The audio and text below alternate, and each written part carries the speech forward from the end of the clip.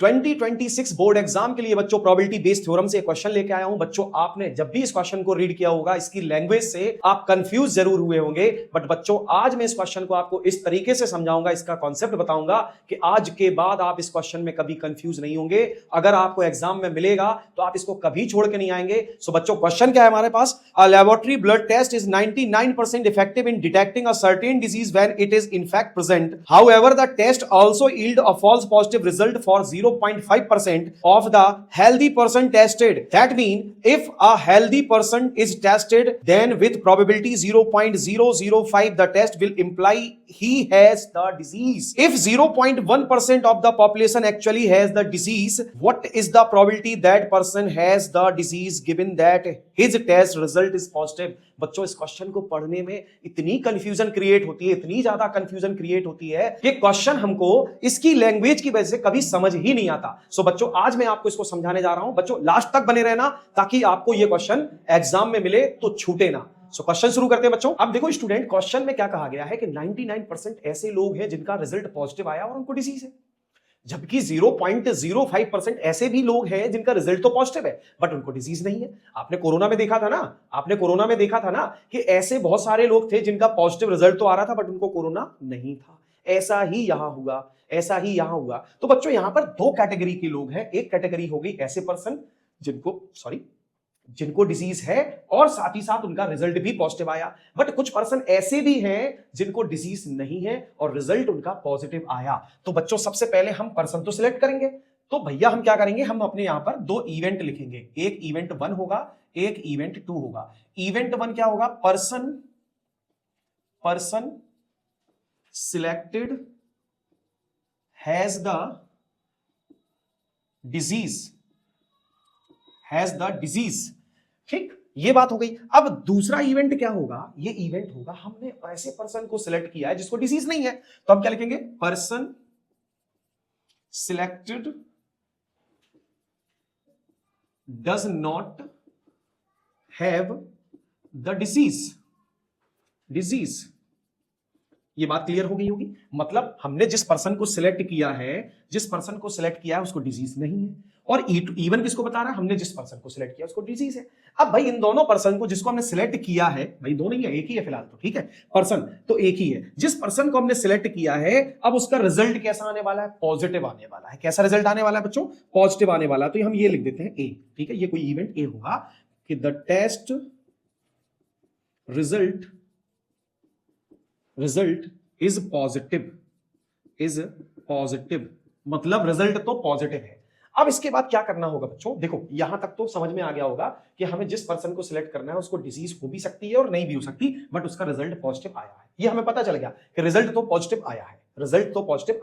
इसके बाद क्या करेंगे बच्चों, बेस थ्योरम में अगर आप ट्री डायग्राम बना लेते हैं तो ऐसी कंडीशन में आपको वो क्वेश्चन सिंपल लगने लगता है। ठीक है, तो यहां हम ट्री डायग्राम बनाएंगे। ट्री डायग्राम कैसा होगा बच्चों, देखो यहां क्या करेंगे, हम दो ब्रांचेस बनाएंगे। पहले एक तो हम लिखेंगे E1 की प्रोबेबिलिटी और दूसरे में लिखेंगे E2 की प्रोबेबिलिटी, ठीक है। अच्छा, E1 की क्या प्रोबेबिलिटी है, E1 की ये प्रोबेबिलिटी है कि जिस पर्सन को सिलेक्ट किया गया है उसको डिजीज है। इस बात की क्या प्रोबेबिलिटी है, तो पूरे पॉपुलेशन का 0.1% ऐसा है जिसको डिजीज है। और 0.01% कितना होगा बच्चों, 0.1% का मतलब होता है बच्चों 0.1/100। ठीक, तो पॉइंट हटाएंगे तो ये 1000 बन जाएगा। तो क्या मैं इसको ये लिख सकता हूं 1/1000। ठीक। अब भाई देखो ध्यान से सुनो, अगर डिजीज होने की प्रोबेबिलिटी 1/1000 है तो डिजीज ना होने की प्रोबेबिलिटी 1 - 1/1000, मतलब ये उन पर्सन की प्रोबेबिलिटी है ना जिनको डिजीज नहीं है। 99.9% लोग ऐसे हैं जिनको डिजीज नहीं है। भाई 0.1% तो उन्होंने लिख के दे दिया, लेकिन जिनको डिजीज नहीं है वो हमें फाइंड करना पड़ेगा। मतलब 99.9% लोगों को डिजीज नहीं है, तो इसका मतलब हो गया 99/1000। जिनको डिजीज नहीं है इस बात की प्रोबेबिलिटी होगी 999/1000। क्लियर। इसके बाद देखो अब क्या करना होगा, ध्यान से सुनो बच्चों। हम इस ब्रांच के थोड़ा आगे बढ़ते हैं कि हमें पता चल गया कि जिस पर्सन के बारे में हम आगे टेस्ट करने वाले हैं उसको डिजीज है। यानी कि हम अब प्रोबेबिलिटी निकालने जा रहे हैं कि टेस्ट तो पॉजिटिव आया। ए क्या बता रहा था, टेस्ट पॉजिटिव है, बट ध्यान से सुनो, टेस्ट तो पॉजिटिव आया और पर्सन कौन है, डिजीज है, जबकि पर्सन को डिजीज है ये हमें पता चल गया। ये हमें गिवन कंडीशन है, इस कंडीशन में तो हमें मालूम है ना कि उसको डिजीज है, यानी कि इवन हमको मालूम है और एक ही हम यानी कि रिजल्ट पॉजिटिव आएगा, इस बात की प्रोबेबिलिटी फाइंड करने जा रहे हैं। इस बात की क्या प्रोबेबिलिटी थी कि उसको डिजीज है? 99%, है ना। फर्स्ट लाइन में ही लिखा है कि जो जिनको डिजीज है उनका 99% ट्रू रिजल्ट आया है, यानी कि 99% का मतलब अपॉन 100। क्लियर बच्चों, ये बात समझ में आ गई, ये बात समझ में आ गई। दूसरी बात इसके बाद उन्होंने हमको साफ साफ बताया था, क्या बताया था कि जिनको डिजीज नहीं है, जिनको डिजीज नहीं है उनका रिजल्ट पॉजिटिव आया, इस बात की प्रोबेबिलिटी 0.5% थी। 0.5%, इसका मतलब 0.5% का मतलब होता है क्या? 5/1000। 5/1000 ये किस बात की प्रोबेबिलिटी है कि रिजल्ट तो पॉजिटिव आया, रिजल्ट तो पॉजिटिव आया जबकि उसको डिजीज नहीं थी। ये बात क्लियर, ये बात क्लियर। क्या किसी को डाउट है इसमें? अब बच्चों हम इसकी प्रोबेबिलिटी निकालने जा रहे हैं। किसकी प्रोबेबिलिटी निकालनी? हमसे कहा गया सिलेक्टेड पर्सन को डिजीज है, इस बात की प्रोबेबिलिटी फाइंड करो। जिसकी प्रोबेबिलिटी फाइंड करते हैं उसको आगे रखते हैं, यानी कि इवन की प्रोबेबिलिटी पूछ रहा है वो, ठीक है, जबकि उसका रिजल्ट तो पॉजिटिव आया है। भाई हमसे कहा गया उस पर्सन की प्रोबेबिलिटी फाइंड करो जिस पर्सन को डिजीज है, जबकि रिजल्ट कैसा आया? पॉजिटिव। तो ये हमें मालूम है कि रिजल्ट पॉजिटिव है। क्लियर। अब हम फॉर्मूला लिखेंगे। फॉर्मूला याद करने की चीज नहीं है बेस थ्योरम में, याद रखना बेस थ्योरम में हमें फॉर्मूला याद नहीं करना, हमें तो जस्ट इसका क्या करना है, पहले तो E1 की प्रोबेबिलिटी लिख देनी है, P(E1) मल्टीप्लाई, फिर इनको पलट के यानी कि इनको इंटरचेंज करके प्रोबेबिलिटी लिख देनी है, P(A/E1). क्लियर। अपॉन बच्चों ये वाला केस एज इट इज लिख देना है, as it is P(E1) cross P(A/E1). Clear. अब भाई ऐसा केस E2 के लिए भी तो हुआ था कि नहीं हुआ था? उसको भी लिख दो, E1 की जगह E2 लिख देते हैं, ठीक है। P(E2) cross A/E2।